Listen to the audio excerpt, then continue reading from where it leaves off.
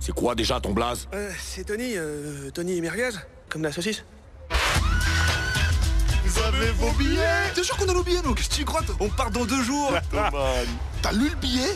Svanto Vliko, au Soldavi. Merde. Ouais. On vous enverra des photos. C'est où? C'est des potes à WAP. Je suis pas comme tous ces glandeurs là qui partent se faire cuire le cul à Santo Rico. Justement, je pars là-bas la semaine prochaine. Ah. C'est une bande de jeunes qui habitent en banlieue, qui font partie des bandes de banlieue. Mais en même temps, je sais pas, ils sont très très attendrissants. C'est vraiment les mecs qui sont un peu durs de l'extérieur, mais qui ont un vrai cœur, quoi. Donc, moi, je les ai trouvés vraiment attachants. Il y a ce côté chronique de quartier qui me plaît. C'est-à-dire que c'est drôle, mais en même temps, il y a un côté comédie sociale. Quand j'ai vu le film, je me suis dit, tiens, c'est marrant parce qu'on aurait pris le même scénario, on l'aurait filé à Ken Loach, ça aurait pu faire un film très triste. Donc en fait, c'est vraiment le ton Lascar et qui parle de cette réalité de mecs qui sont dans la loose absolue, toujours.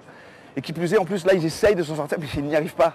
Donc c'est drôle à cause du ton, mais on parle vraiment de comédie sociale, quoi. Bon, écoute, Manuela, faut qu'on parle, voilà. Manuela, écoute, j'ai longuement réfléchi et je me suis rendu compte que... Bon, écoute, voilà, Manuela, il faut que je te parle. Qu'est-ce qu'il y a, Manuela? Oh, vas-y, non, me regarde pas comme ça, c'est pas la peine, laisse tomber, je te dis, laisse tomber. Manuela, toi et moi, non, c'est terminé. Moi, je suis un mec street, je suis un mec dur, je suis un mec hardcore du Nord, et toi, t'es une meuf, quoi. Ben en fait, Tony Merguez, il y a une référence, c'est Tony Montana, sauf que c'est une merguez. Qu'est-ce qu'une merguez?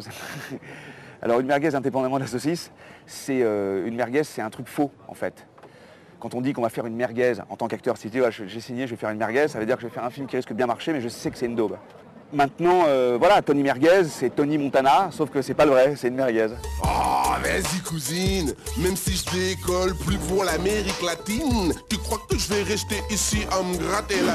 Wow, vas-y Jenny, qu'est-ce qui t'arrive là? J'étais fan même de la première saison, je les ai quasiment tous vus et, sur la chaîne cryptée, voilà, où ça passait. Et moi j'ai grandi un peu dans cette ambiance-là. Plus ou moins, donc ça m'a tout de suite parlé, j'ai tout de suite accroché et j'étais voilà, un fan de base. Le premier producteur Noël Kaufman, puis à son âme d'ailleurs, c'est grâce à lui qu'on est là, c'est le premier à croire en ce projet. Lui, ce qu'il avait en ligne de mire, c'était le long métrage, parce que bon, c'est un format court, bon, je ne vais pas vous expliquer l'économie de l'audiovisuel, mais 30 fois 1 minute, on ne fait pas grand chose avec 30 fois 1 minute, on ne vend pas cher, puis c'est un programme de luxe, on refait les décors, les personnages, donc ça coûte cher à faire et ça ne se vend pas. Donc c'est vrai que c'est sympa, mais le but du jeu c'était de faire un long. Et entre 98 et 2009, on a eu le temps quand même de faire mûrir l'idée. Et quand Millimage a pris les rênes de tout ça, ça s'est plutôt décidé assez vite, quoi. Merde, ma meuf, putain!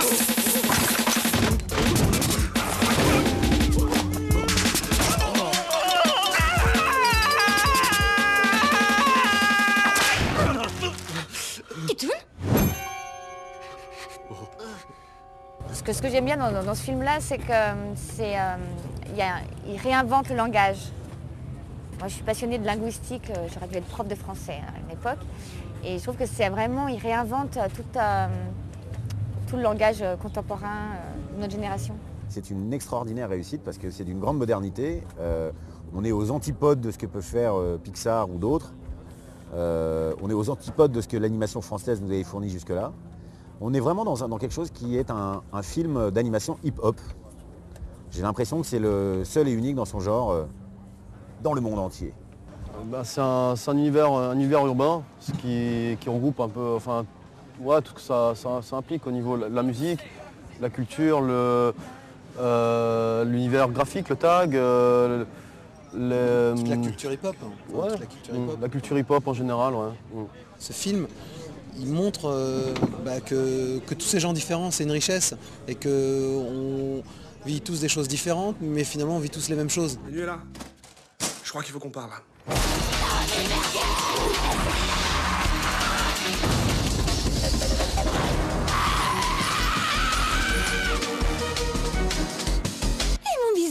Quand on prend un film à la base, un film d'animation, en fait, au début, les personnages existent en termes de On a des dessins pour voir la tête qu'il a quand même. Je veux dire, donc il a déjà une esthétique, des particularités physiques, une grosse mâchoire, un chapeau, enfin bon, tout ce qu'on peut lui trouver.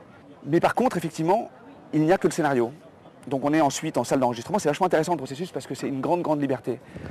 On est dans des cabines séparées avec l'acteur avec qui on joue la séquence. On a un casque, donc en fait c'est comme si on était l'un en face de l'autre. Sauf que du coup on peut se chevaucher dans les impros, on peut tout garder et tout remettre là où on veut par plus tard pour le montage son. Et donc c'est ce qu'on fait. En fait pendant chaque session dure à peu près 4, 5, 6 heures. Et là on se met à délirer autour des séquences. Quand je dis délirer, c'est vraiment au sens propre. Et on improvise et on en fait des tonnes, etc. Et alors là-dedans, forcément, il y a à boire et à manger. C'est-à-dire qu'il y a des choses qui sont vraiment mauvaises parce que ce qui est bien, c'est de se désinhiber et de vraiment tout essayer, de s'amuser réellement sans se juger. Sachant que tout ça ensuite va être retravaillé, remonté. Ils vont garder que la crème de la crème.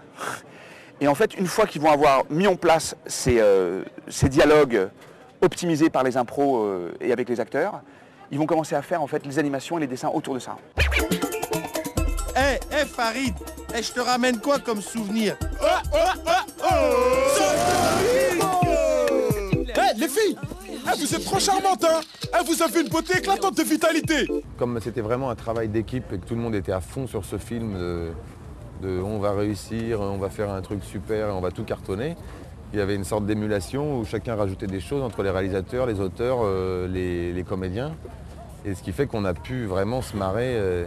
C'est la grosse marade, hein. Une fois qu'on a trouvé les voix, qu'on s'est mis dans le truc, ok, tu fais cette voix, je fais cette voix, c'est ce genre de personnage, il est comme ça, là il a des réactions de tel style, hop, c'est parti. Et ça a été la grosse rigolade. Parce qu'il faut se marrer pour faire marrer, moi je trouve. Enfin moi c'est ma méthode, hein. Il faut s'amuser pour amuser les autres. Vous faites quoi vous dans la vie en général? Institutrice et fou. Vraiment je vous trouve bien charmante. Merci. Ouais, c'est vrai. Ouais, allô? Hé, Zoran, j'aurais que la moitié de la thune. Alors bon, je me suis dit que sur ce coup-là, tu pourrais me reprendre la moitié de la bœuf, hein? Tac, quoi. Tac. De quoi, tac? C'est quoi ces conneries merguez, là? Non, je vais plutôt passer chez toi te casser tes deux petites pattes arrière à grands coups de barre de fer. Bon, alors, on se voit quand, là?